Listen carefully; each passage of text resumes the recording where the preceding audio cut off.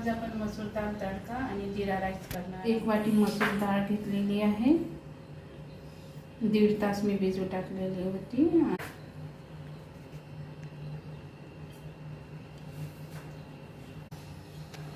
कांदे बारीक चिरून घेतलेले आहे.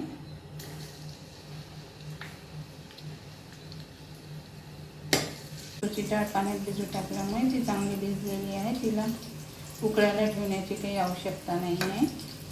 आपण डायरेक्ट आता तिला फोडणी देऊया. अद्रक लसूणचा पेस्ट,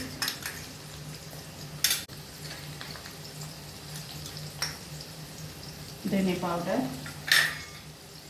जीरा पावडर, हळद, घरी बनवलेला गरम मसाला,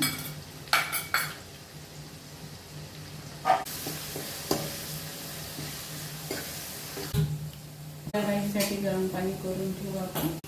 आता टमाटर बारीक केलेले आहे.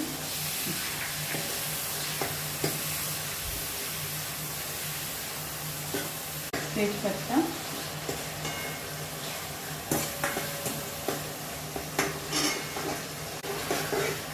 लाल मिर्च, तिखट 1 चम्मच,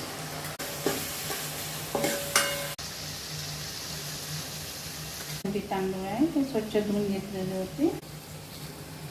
त्याला गरम पाणी टाकून तांदूळ 80% पर्यंत झाले की मग आपण काढून घेऊ. थोडी शिजायची आपण ठेवून देऊ, काढून घेऊ आपण पाण्यामधून.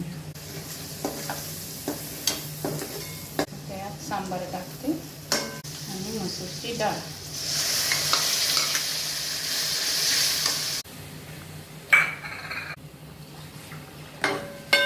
डाळ शिजायला आपल्याला 15 मिनिटं तरी लागते. आपला झालेला आहे. फोडणी देताना अगोदर पाणी काढून घेऊ. याचा आता आपण पाणी काढून घेऊ. जीरा राईससाठी आपण फोडणी देऊया. जिरं, मोहरी आणि तेजपत्ता या 3 वस्तू घेतल्या.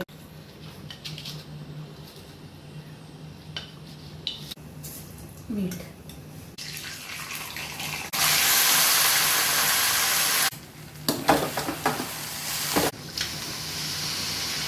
राहिलेला भाजी पण झाली आपली.